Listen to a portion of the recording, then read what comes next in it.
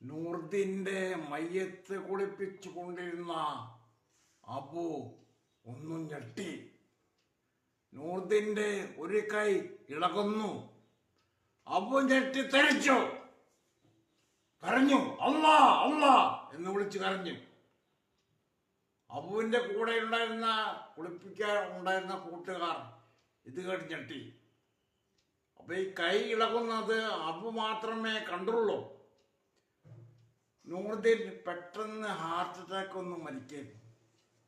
പൊരിഞ്ഞ കൊറോണ കാലത്ത് അന്ന് രാജ്യം മുഴുവൻ ലോക്ക് ഡൗൺ. അധികം ആൾ കൂടാൻ പോലീസ് സമ്മതിക്കില്ല. അങ്ങനെ മയ്യത്ത് കുളിപ്പിച്ച് പെട്ടെന്ന് കബറടക്കാൻ വേണ്ട നടപടികൾ സ്വീകരിക്കായിരുന്നു പള്ളിക്കാർ. ഈ മയ്യത്ത് കുളിപ്പിക്കുന്ന അബുവും കൂട്ടുകാരും കൂടിയാണ്. അബുവാണ് കണ്ടത് നൂർദിന്റെ ഒരു കൈ ഇങ്ങനെ ഇളകുന്നു കുളിപ്പിക്കുമ്പോൾ. അബു ഞെട്ടി, തരിച്ചു, കരഞ്ഞു. അബുവിന്റെ കരച്ചിൽ കേട്ട് വീട്ടുകാരും നൂർദിന്റെ ഉമ്മയും വാപ്പയും സഹോദരന്മാരും സഹോദരികളും എല്ലാം ഞെട്ടി. അവർ ഓടി വന്നു. മയ്യത്ത് കുളിപ്പിക്കുന്നിടത്തേക്ക് സ്ത്രീകൾക്ക് പ്രവേശനം ഇല്ല. അവർ വാവിട്ട് കരയുകയായിരുന്നു. എന്നാ പിന്നീട് അബുവിന്റെ കൈ, നൂർദിന്റെ കൈ ഇളകിയില്ല. അബു പിന്നെയും എല്ലാവരും നോക്കി, കൈ ഇളകുന്നില്ല. സീറ്റ് കണ്ട അബുവിനെ ഭ്രാന്താണെന്ന് എല്ലാവരും വിധിയെഴുതി. അബുവിനെ എല്ലാവരും കൂടി കൊണ്ടുപോയി. അബു തളർന്ന് വീണു, പേടിച്ചു ആകെ.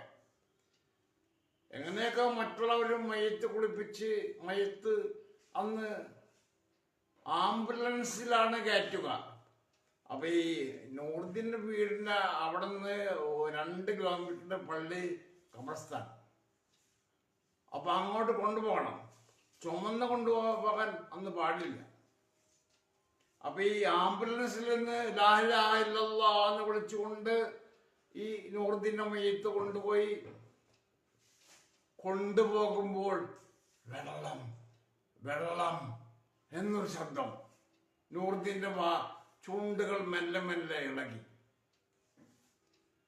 എല്ലാവരും ഒന്നുകൂടി ഞെട്ടി. ആംബുലൻസ് നിർത്താൻ പറഞ്ഞു. കൂടെയുള്ളവർ നിർത്തി.